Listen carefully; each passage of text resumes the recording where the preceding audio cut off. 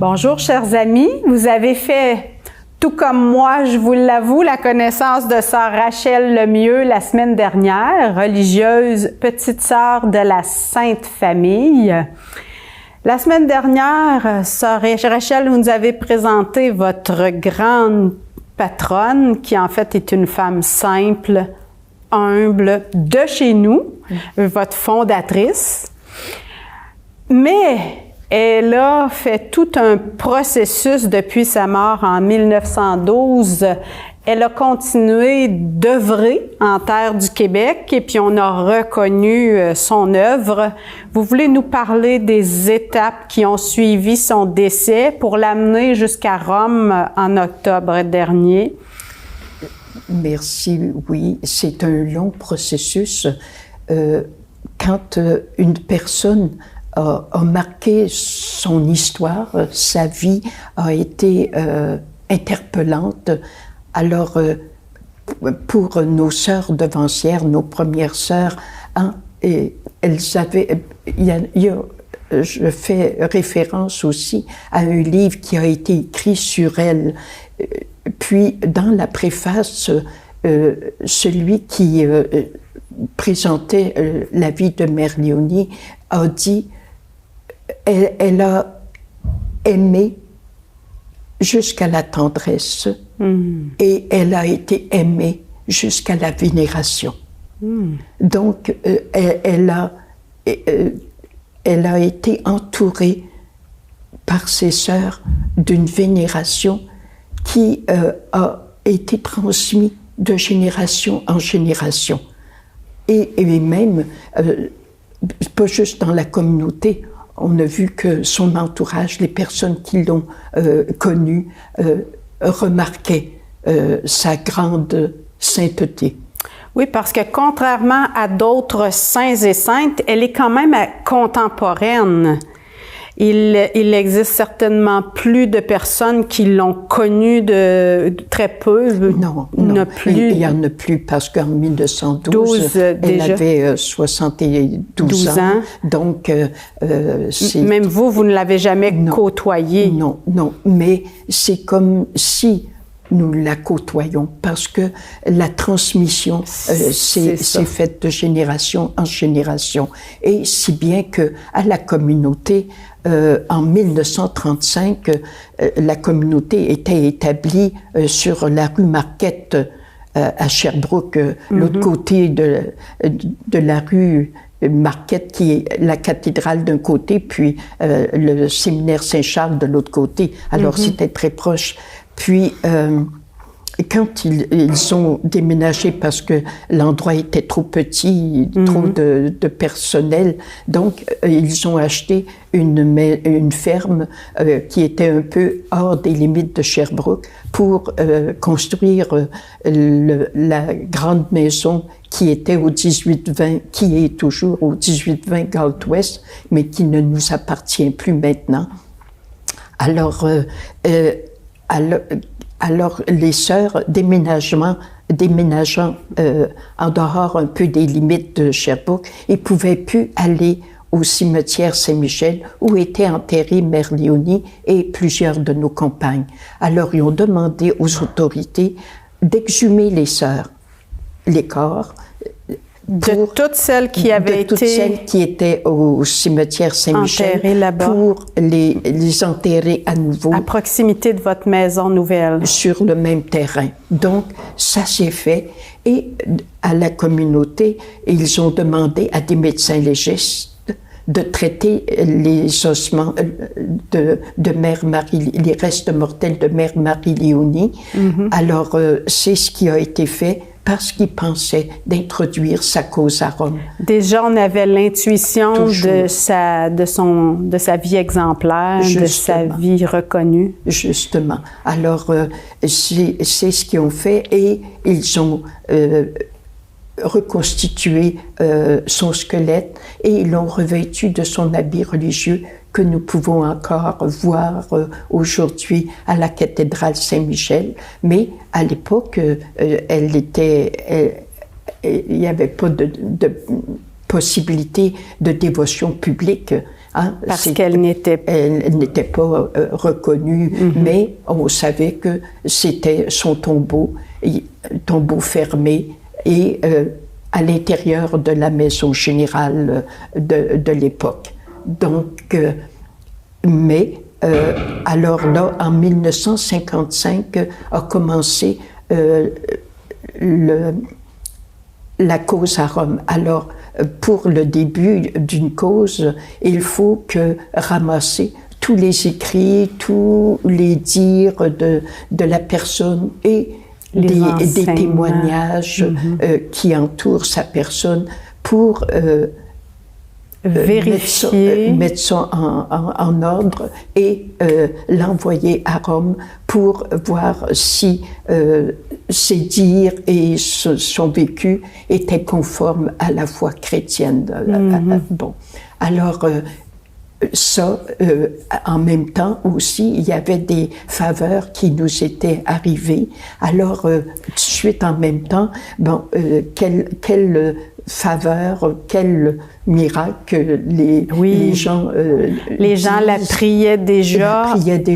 Oui, et beaucoup. puis avaient l'intuition, le sentiment, puis même la confiance que grâce à l'intercession de Mère Marie-Léonie, ils avaient pu obtenir des faveurs spéciales. Justement. Puis ils vous en faisaient part. Voilà. Alors là, tout ça, il fallait le mettre... Là aussi, faire une classification discernement. Et un discernement pour savoir si un cas de guérison était capable de passer les étapes à venir. Donc, alors... par ces écrits, oui, ils ont déclaré qu'elle avait vécu ses vertus héroïquement. Alors, c'est ce qui a apporté et qui l'a porté à la vénérabilité en 1981. Puis, il fallait maintenant, pour préparer la béatification, un miracle bien étoffé pour... bien documenté, précis. Voilà. Puis, alors, quand il y a un cas de guérison comme ça, qui est valable, dès le début d'une cause à Rome, il faut avoir un postulateur qu'on appelle, qui porte la cause, et c'est lui qui dirige la cause. Alors, tous les cas de guérison, on lui envoie pour qu'il lui juge si, oui, ce cas est valable et qu'il va passer toutes les étapes. Alors, c'est le postulateur qui dirige, et quand il voit une guérison là, qui semble...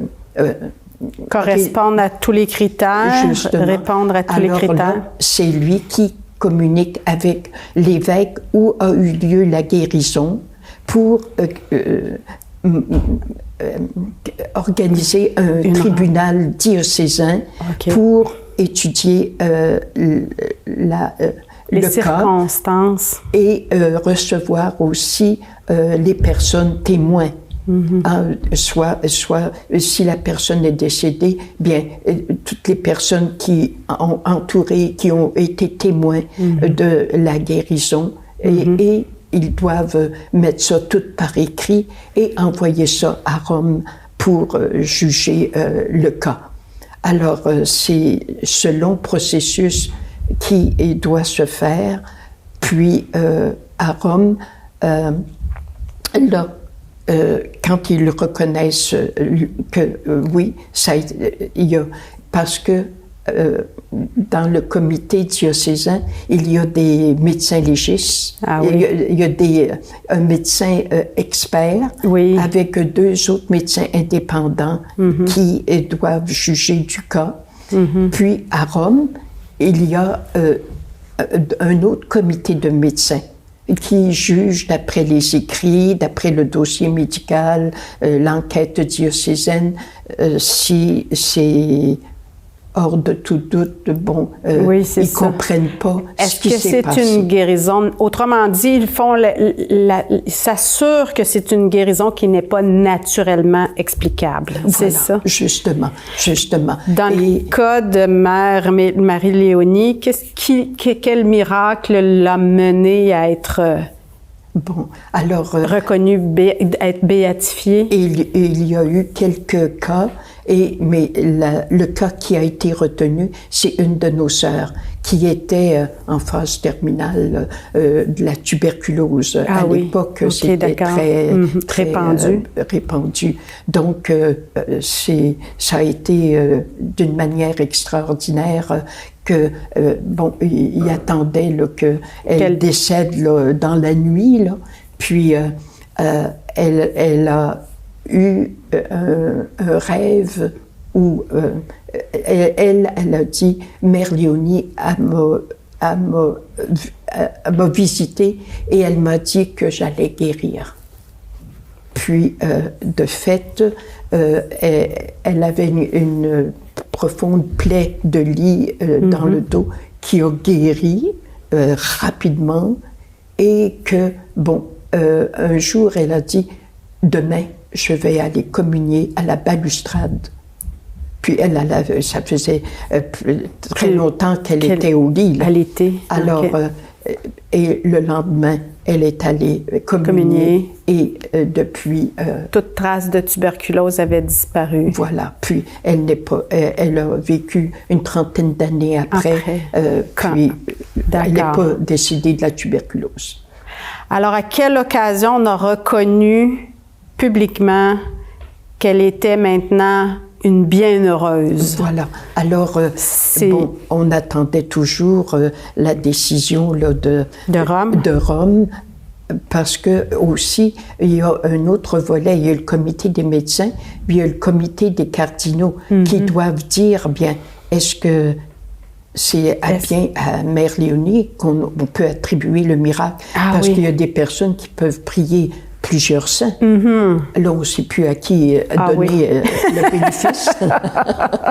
Alors, mais la communauté avait prié une neuvaine pour sa guérison. Puis, ça a été vraiment hors de tout doute là, que c'était à Mère Léonie. Donc, en 1984, à la grande surprise de toute la communauté, bien, le pape Jean-Paul II est venu au Canada en 1984 au parc Jarry, et c'est là qu'a eu lieu la béatification de Bienheureuse Marie-Léonie. Chez nous, au Québec. Au Québec. Voilà, quelle joie pour vous. Et vous étiez là? Oui, j'étais à Rome à l'époque. Ah bon? Vous avez fait chasser-croiser. Voilà. Alors, on était bien contentes de venir pour vivre ça avec la communauté. Puis, on avait de nos sœurs en Amérique centrale aussi. Alors, ils sont venus. Et ça a été bienfaisant parce que plus de sœurs pouvaient participer. Là, c'est bien beau, la canonisation à Rome, mais peu de sœurs ont été capables de faire le voyage. Mais il reste que elles ont... on se réjouit de chaque événement. Exact. Parce que là, vous venez de vivre l'événement qui la place au plus haut degré de reconnaissance dans l'Église catholique.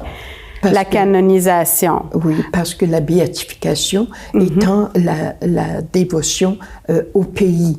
Hein, d'accord. Où elle a fait son œuvre. Elle a vécu. Mais la canonisation, c'est au monde entier. Universel. Alors, c'est un gros plus.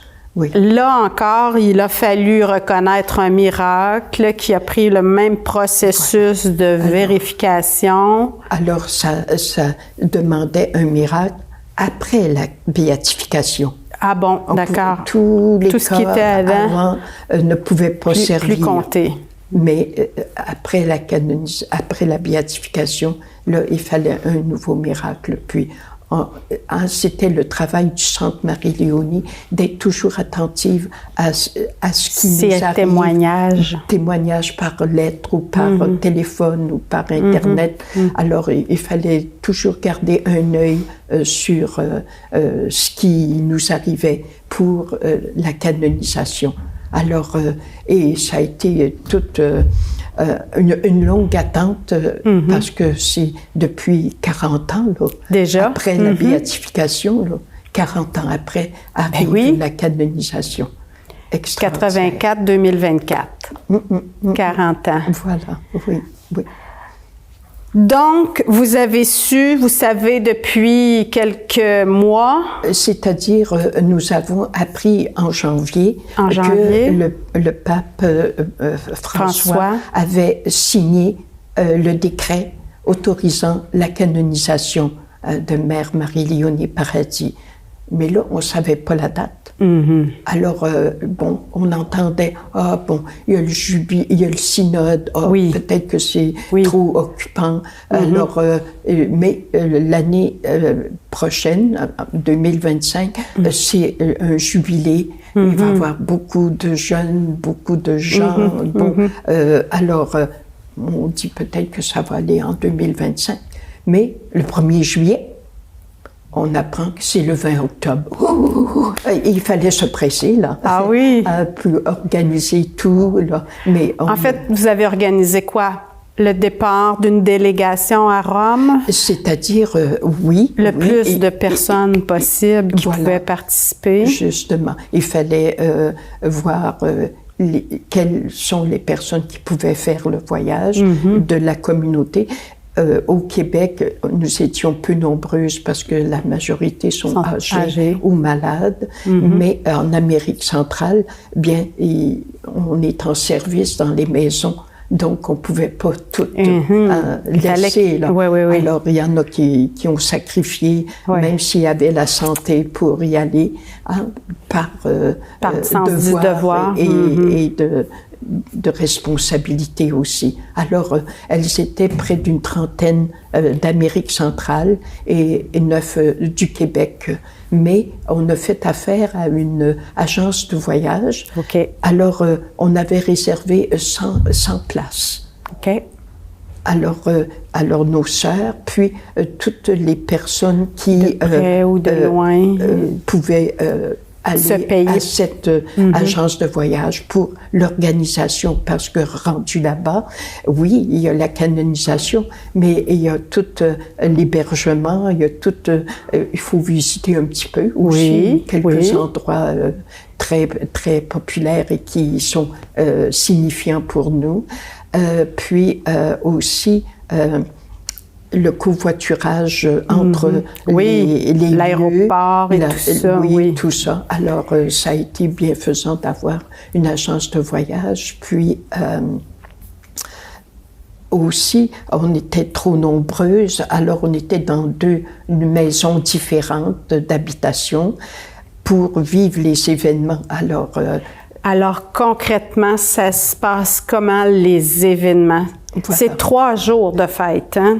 3 jours de fête, un tridium. Alors, la veille de la canonisation, il y a une veillée de prière, d'action de grâce aussi, pour ce qui va arriver le lendemain. Ça a été à Chiesa Nuova, qui appelle, je vais prendre le livre parce que j'ai pas retenu le nom vrai de l'église, l'église Santa Maria in Vallicella. Ah bon? Mais le nom populaire, c'est la Chiesa Nuova. Alors, il fallait préparer des livrets pour l'événement. Donc, avec les services diocésains du diocèse de Sherbrooke, on a eu une très grande collaboration et ça nous a permis d'avoir des relations à Rome, si bien qu'on n'a pas eu besoin d'imprimer ça au Québec. Pas transporter ça dans les bagages. C'est le transport des bagages. Alors, ils ont pu imprimer ça là-bas. Alors, on a pu avoir les clients nécessaires à chaque événement. En français? En français, en anglais et en espagnol, parce que nous avions des personnes dans notre délégation qui les 3 langues, parce que nos sœurs d'Amérique centrale, c'est l'espagnol. Puis il y a beaucoup de la famille Paradis il y en a beaucoup qui sont aux États-Unis ou au Nouveau-Brunswick et qui sont anglophones. Alors, ils sont venus assez nombreux représenter, puis même ils ont participé à la canonisation par la procession d'offrande lors de la canonisation. Oui. Alors, il y a cette veillée de prière. Cette veillée de prière qui prépare à la canonisation du lendemain. Puis, à la canonisation du lendemain, ça a été mémorable. Il fallait être de bonne heure sur la place Saint-Pierre. Mais et on avait les quatre saints de qui ce jour-là. étaient honorés ce jour-là. Il y avait le groupe des martyrs de Damas, il y avait un prêtre italien et une religieuse italienne aussi. Alors, il y avait 4 groupes là, de la population. Alors, c'était impressionnant d'être au cœur de l'église sur la place Saint-Pierre, oui.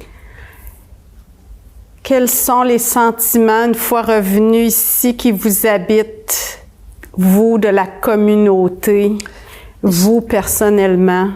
Pour moi, c'est... Qu'est-ce que ça change? Ça renforce. Ça renforce. Dans le sens, on savait qu'elle était sainte. Vous le saviez. Mais là, tout le monde le sait. C'est de la fierté, ça. On a encore plus de dynamisme.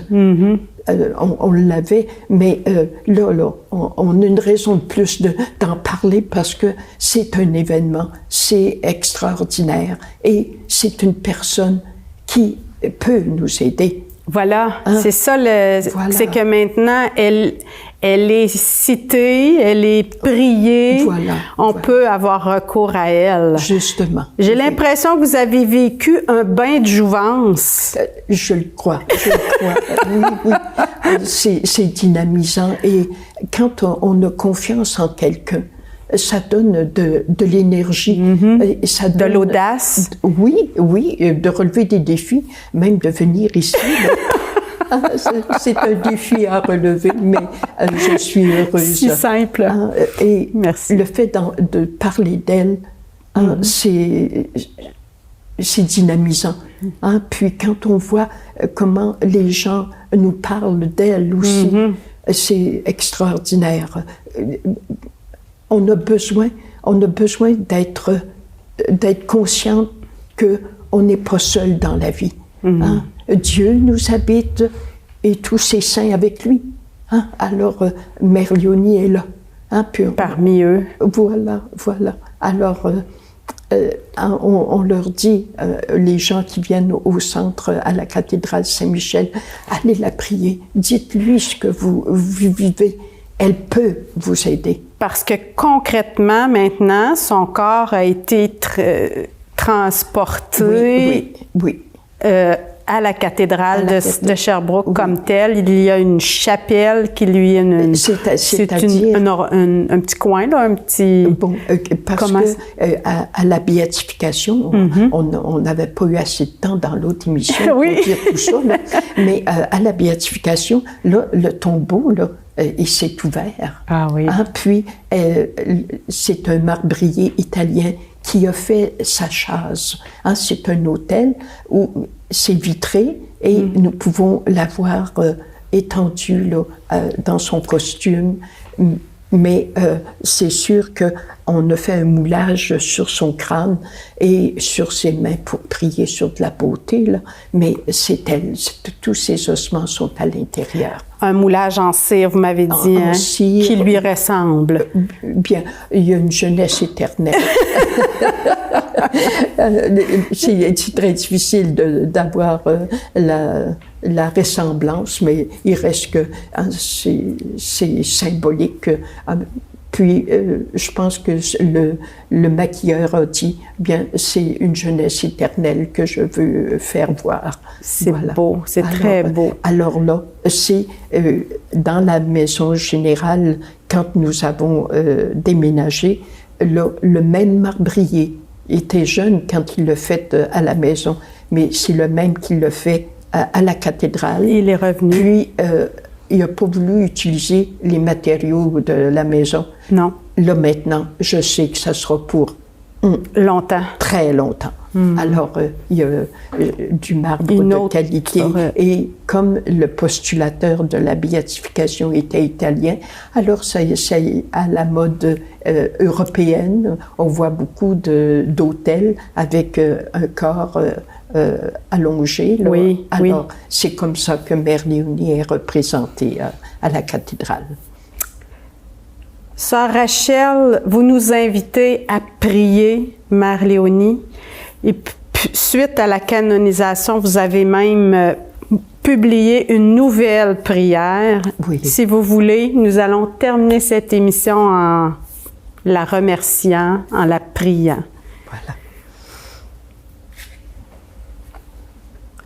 Sainte Marie Léonie Paradis, femme de grande foi, voyant Dieu en tout, grâce à ton humilité. Tu as été attentive au ministère des prêtres, aux familles et aux malades, avec un amour préférentiel pour les plus démunis.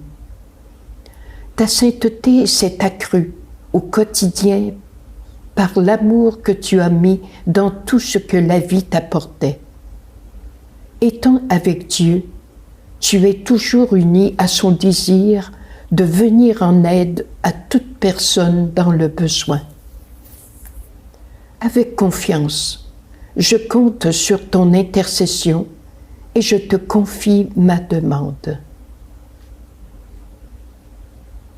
Aide-moi à avoir comme toi une foi inébranlable en Dieu Père, Fils et Esprit Saint, et à partager ton attention à la sauvegarde de la création. Je veux avec toi, à l'exemple de la Sainte Famille, vivre le respect, l'unité, l'amour, la paix et le pardon dans toutes mes relations.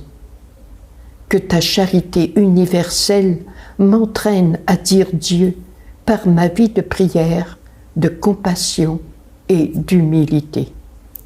Sainte Marie Léonie Paradis, prie pour moi. Amen.